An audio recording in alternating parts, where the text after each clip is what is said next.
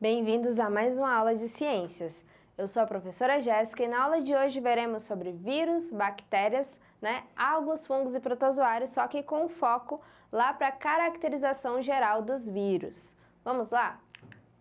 Então, ao longo dessas aulas, nós estudamos aí sobre muita coisa. Na aula de hoje, a gente vai focar um pouquinho no resgate aí das principais informações acerca dos vírus. E aí, para que a gente consiga fazer esse resgate, nós temos algumas questões que nós vamos ver o que nós conseguimos relembrar e aí eu vou tecendo alguns comentários a respeito de cada uma delas. Então, para começar, na questão 1, nós temos o seguinte: explique o porquê dos vírus serem considerados piratas celulares. E aí, por que eles podem receber essa denominação?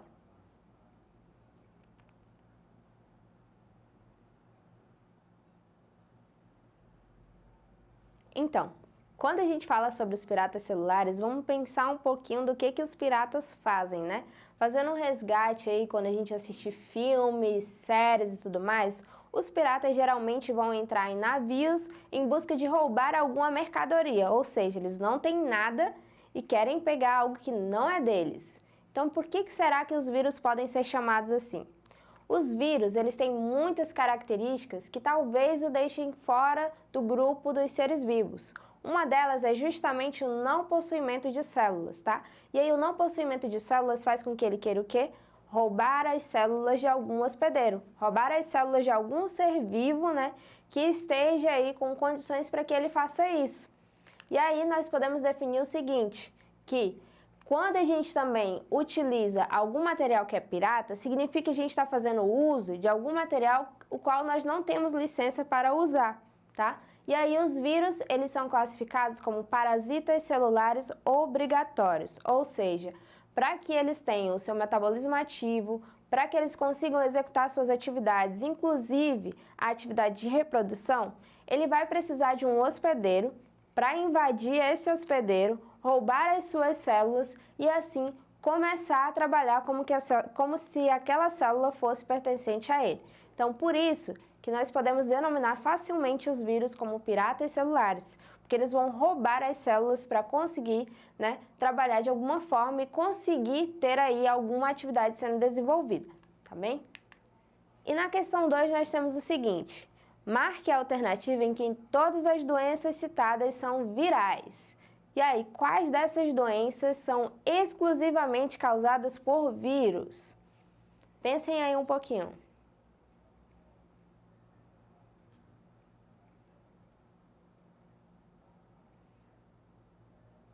Nesse caso, as únicas doenças aí que são causadas por vírus são essas que estão ditas aí na letra A, que dizem o seguinte: herpes, condiloma acuminado, hepatite e mononucleose. Por quê? Todas as demais, podem ter aí alguma transmissão diferente, no sentido de que, além de ser causada por vírus, pode ser causada aí, de repente, por algum protozoário, pode ter a participação também de algum inseto para que ela possa acabar acontecendo. O que acontece aí em todas as demais. O botulismo, por exemplo, que tem ali na letra C, ele é causado por uma bactéria. O tétano também, que tem lá na letra D, também vai ser causado por uma bactéria. E no caso da letra B, cita aí a questão da dengue e da malária, que não tem relação nenhuma com o vírus e, na verdade, aí vai ter relação com protozoários, tá bem? E aí, continuando, na questão 3, nós temos que classificar aí cada uma dessas alternativas como verdadeiras ou falsas, Vou dar um tempinho aí para vocês também pensarem um pouquinho de como que seria essa relação, qual vai ser verdadeira e qual vai ser a falsa.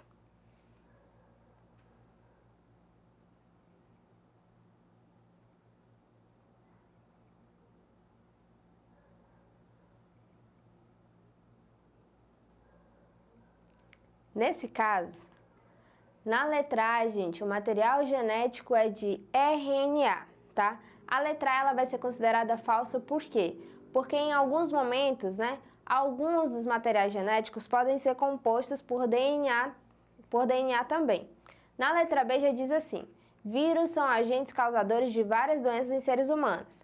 Essa é verdadeira, Porque algumas doenças de fato podem ser causadas por vírus, Um exemplo é a doença que está nos acometendo agora, que é a questão do coronavírus.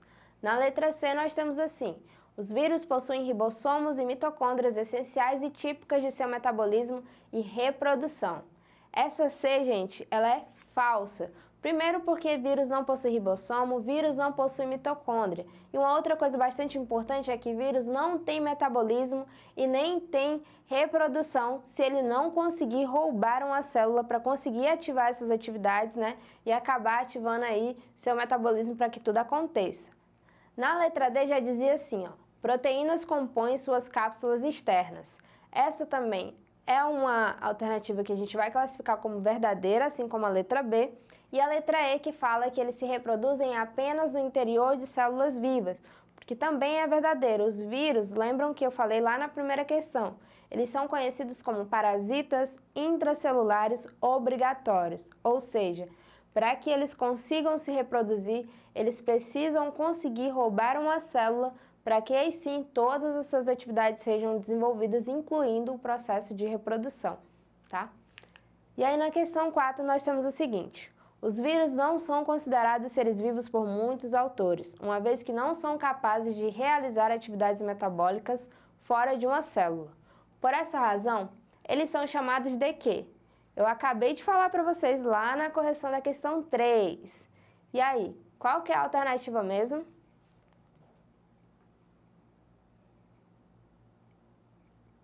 Nesse caso, gente, essa ficou muito fácil. Nesse caso é a letra C, ó. Como eles não são capazes, né, de realizar atividade fora de uma célula, eles vão ser aí facilmente chamados de parasitas intracelulares obrigatórios. Quando eu falo intra, esse intra me dá uma chamada para o que é interno, ou seja, eles precisam estar dentro das células para conseguirem realizar esse processo. Fora isso, se ele não consegue um hospedeiro, ele não consegue ativar o seu metabolismo e, consequentemente, não consegue desenvolver nenhuma atividade, por mínima que seja, tá? Então, essa a gente não pode esquecer, tá? Vírus são chamados de parasitas intracelulares obrigatórios e, por isso, podem não ser classificados aí como seres vivos, né? Há alguns autores que ainda consideram, mas em sua maioria não vão considerar justamente por conta disso, tá? Porque para ser um ser vivo eu preciso, no mínimo, possuir células estruturalmente, preciso conseguir ter um metabolismo e conseguir aí realizar o processo de reprodução. Já na questão 5, nós temos o seguinte: os vírus são formados basicamente por moléculas de ácido nucleico, né, que pode ser DNA ou RNA envoltas por proteínas.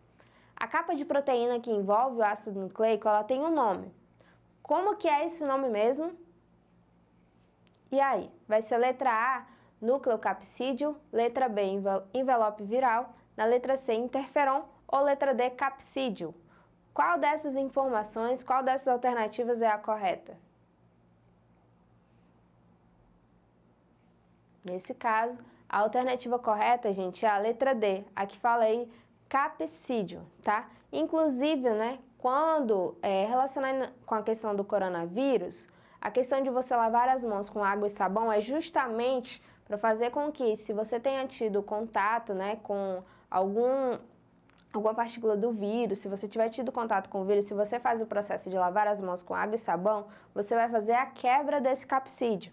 E esse capsídeo, ele nada mais é do que moléculas de proteína que vão conter RNA ou o DNA viral que formam, né, essa parede. E aí, juntando o capsídeo com ácido nucleico, nós vamos ter a formação do nucleocapsídeo. Então, por isso que é muito importante o processo de lavar as mãos, que é justamente para quebrar esse capsídeo e impedir que o vírus se penetre no seu corpo. E aí, na questão 6, nós temos assim: cada vírus só é capaz de parasitar células específicas, uma vez que em sua superfície são encontradas proteínas que se encaixam perfeitamente em receptores localizados na membrana das células hospedeiras. As proteínas encontradas na superfície do capsídeo ou do envelope lipoproteico recebem qual nome? E aí, será que é a letra A, virulentas, letra B, ligantes, letra C, conectoras ou letra D, carregadoras? Qual dessas alternativas aí seria o tipo de proteína que a gente encontra nos capsídeos? E aí?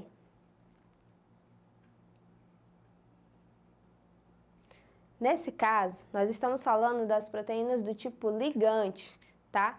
E essas proteínas do tipo ligante, né, que estão presentes nos vírus, elas são essenciais para garantir a sua especificidade, né, para garantir a atividade que ela tem que desempenhar. E aí, por último, nós temos o seguinte: sobre os vírus é correta a afirmação. Qual dessas afirmações seria a correta?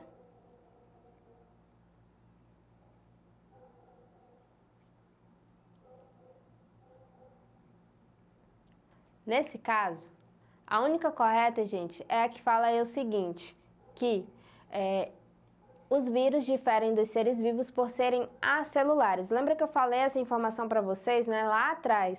Os vírus, eles não possuem células, né? Os vírus não possuem metabolismo próprio. Os vírus não conseguem se reproduzir desde que estejam no interior de uma célula específica, desde que tenham conseguido, né, um hospedeiro para que as suas atividades possam ser iniciadas. Então, essa informação tem que estar bem clara. Os vírus são seres acelulares, ou seja, eles não possuem células em sua composição, tá? E por isso eles vão precisar de um hospedeiro, vão precisar parasitar um ser vivo que possua, né? Porque todos os seres vivos, afinal, vão ter no mínimo células para se constituir. E aí, quando eles conseguem isso, né? Eles vão começar suas atividades e por isso eles são chamados de piratas celulares ou podem ser chamados também de parasitas intracelulares obrigatórios, que eles só conseguem desempenhar tudo, só conseguem começar suas atividades desde que tenham uma célula, né, para começar todas as suas atividades, tá? Todas as outras afirmações, então, né, poderiam aí ter algum erro e a única correta, então, seria essa, que fala que eles não têm células, tá? Então, essa foi a nossa aula aí sobre vírus, né? Nós resgatamos as principais informações a respeito deles e nas próximas aulas nós aí vamos fazer um resgate de outros dados que nós estudamos também ao longo desse ano, ao longo dessas videoaulas, tá bem? Então, até a próxima aula, vocês podem acessar essa mais vezes lá na plataforma Eduque.